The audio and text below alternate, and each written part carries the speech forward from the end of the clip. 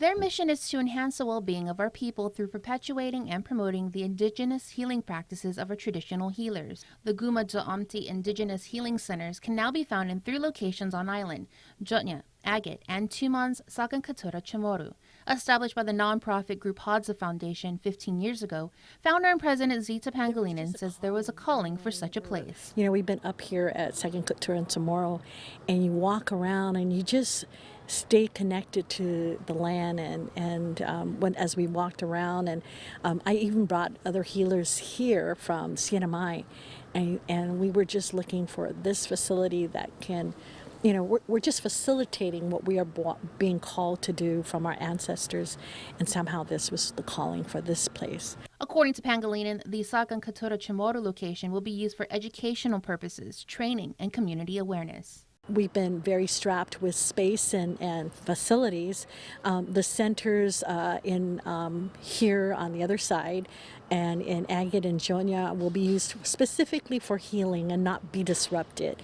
So this center will be used for our apprenticeship program, where the participants can be trained, but it's also going to have our gardens and where we can explain about the Agat and community workshops and outreach. Because of the growing demand and to meet the needs of the people who are seeking their services, Guma Amti has an apprenticeship program called Master Healers of the Marianas. But Lou Manglonia was the first healer from Rhoda to help us in this venture.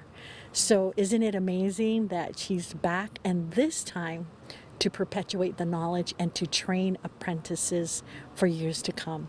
Juliana Santos moved back to the island about a year ago and is one of the apprentices. And I've just been on a whole mission to reconnect with my roots, and this just was the most sensible way to do that. We're learning about all the Amat, and Tilu here is passing on her very valuable knowledge of all of her experience of practicing Amat, and super grateful.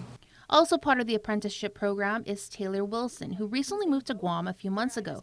Born and raised in the States, she says it's a privilege to be a part of this program. Being part of this apprenticeship has really been part of just reconnecting to my roots as well, and getting to kind of know the traditions and values and things along those lines. For me, it's a huge privilege because I really didn't know very much in the States and didn't have much exposure.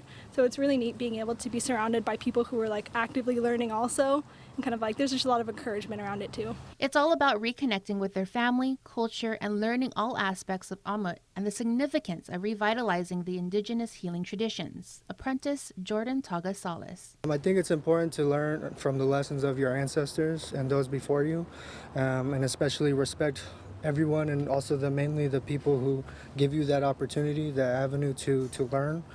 Already a few weeks into the apprenticeship program, the young apprentices are optimistic and highly motivated to reclaim and promote the healing traditions of Guam. I expect to be super connected with my own ancestral roots, something that I didn't have the privilege of having growing up in the States. There's this misconception that Western medicine is the only way, but our ancestors for thousands of years have really been relying on the earth and nature just to provide for us and heal us, and I feel that's something that we're really trying to get back to. If you would like more information, you can go to the Guma Amti page on Facebook or visit any of their 3 locations in Agat, Jotnya, or the Sagan Kotturan Chamoru in Tumon. You can also email hadzafoundation671@gmail.com. Reporting for Guam's News Network, I'm Jonah Gancharfris.